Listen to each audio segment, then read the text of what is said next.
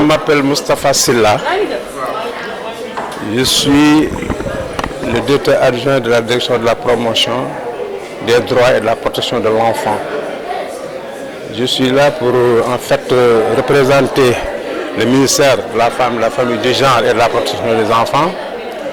Pour d'abord dire que cette panel, cette table ronde est venue à un bon moment, dans la mesure où ça marque davantage un jalon dans la constitution d'un état de droit pour permettre un monde pacifié où les peuples se réconcilient, que les enfants soient bien protégés, aimés, encadrés.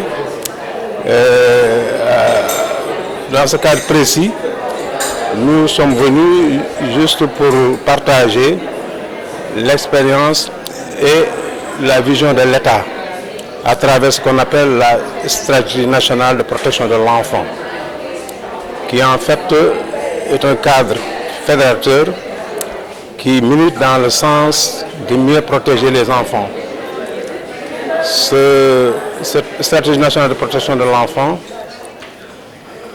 regroupe l'ensemble des sectoriels, c'est-à-dire tous les ministères concernés qui partagent le secteur de l'enfant.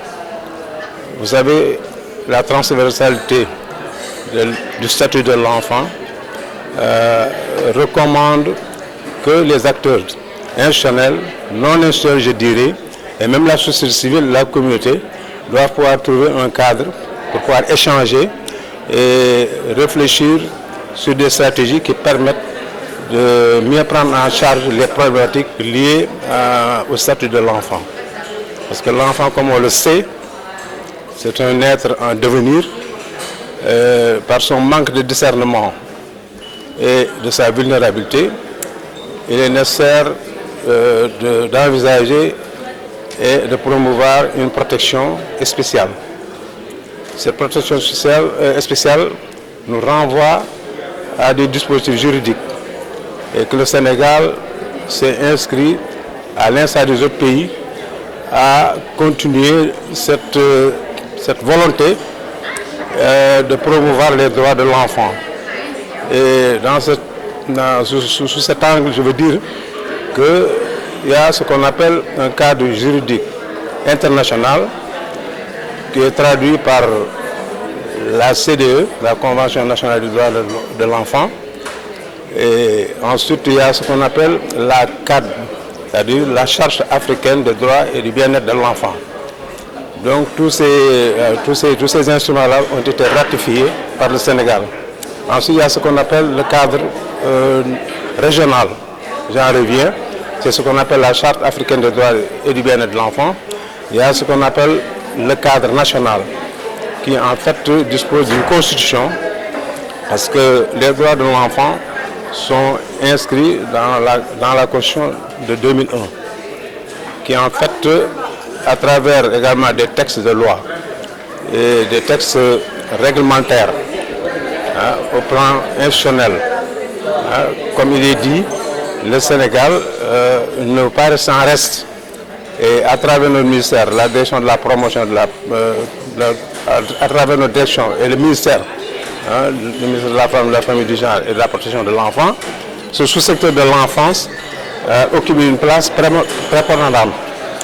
Et à quoi faisant, nous menons ce qu'on appelle, comment dirais-je, un plaidoyer pour demander à ce que toute la population se retrouve et qu'au sein des familles, au sein de la communauté, que l'enfant ne soit pas considéré comme un objet, mais plutôt comme un sujet de droit. On parle de protection de l'enfant et de sa prise en charge. Et jusqu'à présent, chez nous, si nous prenons l'exemple du Sénégal, on voit des enfants dans la rue, on voit des enfants qui manquent jusqu'à présent de cette protection-là. Je m'imaginais, j'attendais cette question pour dire simplement que ça, c'est ce qu'on appelle le nœud gordien. Parce que le Sénégal, et ce n'est pas uniquement le Sénégal, mais principalement le Sénégal, qui est une destination, en fait, on déplore cette situation tout à fait pas reluisante pour l'image du Sénégal. Et en cela, il y a ce qu'on appelle des stratégies qui sont mises en place. Récemment, il y a ce qu'on appelle un cadre de concertation multisectorielle autour de Madame le ministre Ndeye Saly Diop Dieng, qui en fait fédère l'ensemble des acteurs que je disais tantôt, partie prenante du développement de l'enfant. Et on ne s'est pas arrêté là. On a mené récemment une concertation avec les associations de maîtres et écoles coraniques, et qui en fait constitue un pilier, parce que bien avant cette concertation, les gens se plaignaient pour dire que nous ne sommes pas associés. Mais si on va directement au cœur du dispositif, surtout les maîtres coraniques, que l'on pointe souvent du doigt, et qui en fait n'en sont pas responsables, si je peux dire, parce que ce n'est pas tous les maîtres coraniques. Et comme vous voyez, avec la porosité de nos frontières, c'est véritablement un phénomène transfrontalier. Le Sénégal étant sur un berceau de paix et d'hospitalité, les gens de la sous-région, tout comme ailleurs, n'hésitent pas un seul instant de venir au Sénégal. Donc, parlant de la prise en charge, nous sommes actuellement en voie de mettre ce qu'on appelle une stratégie pour l'éradication définitive des enfants de la rue. Et depuis tout ce temps, vous parlez de l'éradication des enfants. Mais justement, vous savez, un système n'est pas parfait. Il n'y a aucun système au monde qui est parfait. Nous sommes en construction.